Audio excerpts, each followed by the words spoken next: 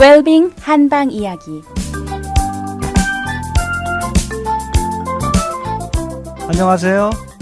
어제가 바로 우리의 설날이었군요. 떡국들은 다 들으셨는지요? 저희가 어린 시절에는요, 까치까치 설날은 어저께고요. 우리 설날은 오늘이래요. 이런 노래를 부르면서요, 이렇게 마음 설레고 아주 기다렸던 날이었죠.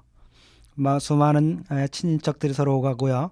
그 속에 넘치는 마음이 있었고요. 넘치는 물질이 있었습니다. 물론 그 당시의 물질이야 지금과는 비교도 할 수 없죠. 제가 말한 그날 풍부하다는 것은 그 당시의 다른 날과 비교해서 그렇다는 것입니다. 이렇게 정말로 축제가 있었습니다.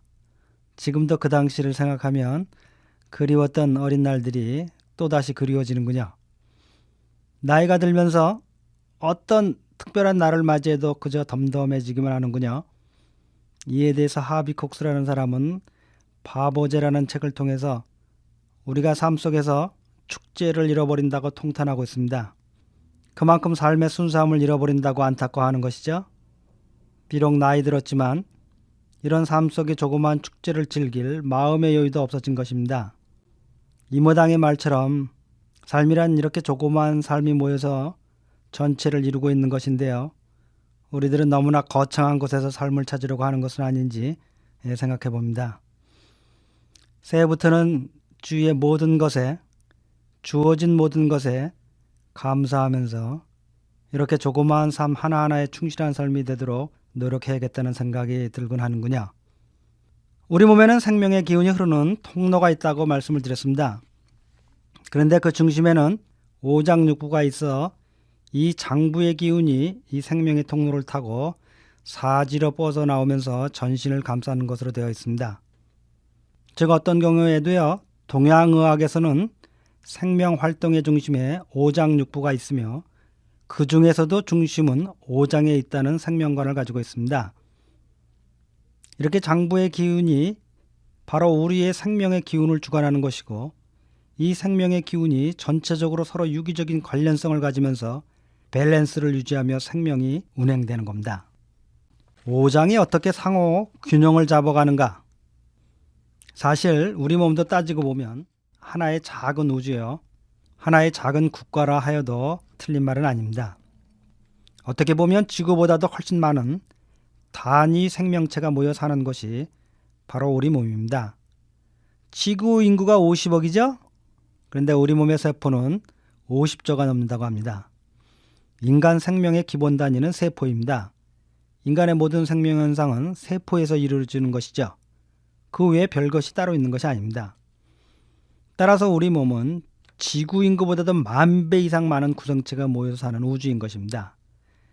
지구 안에 중요한 국가들이 있듯이 우리 몸의 생명 현상을 움직이는 우리 몸 내부에도 중요한 국가라고 할 수 있는 것들이 있으니 그것이 바로 오장육부라는 것입니다.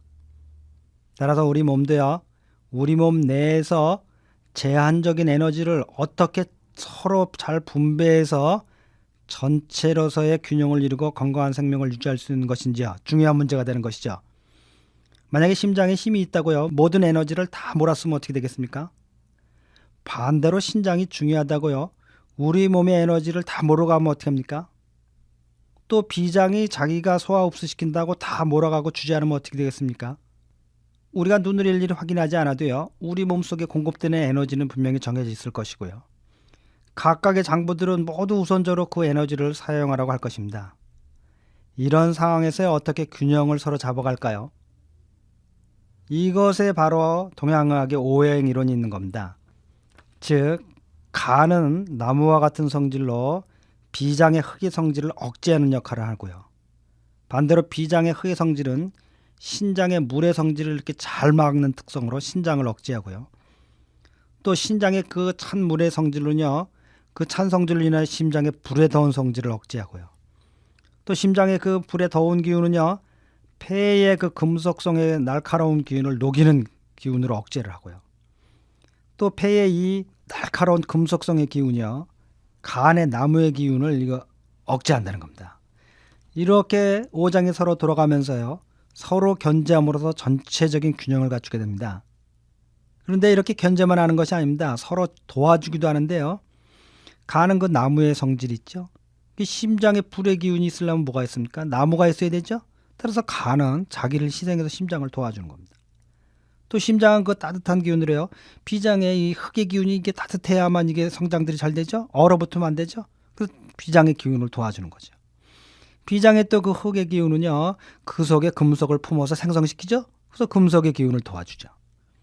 또 이 금속의 이게 찬 기운들이 뭡니까? 물의 찬 기운을 도와서 생성하게 나오게 해주죠. 물을. 또 신장의 그 물의 기운은 뭡니까?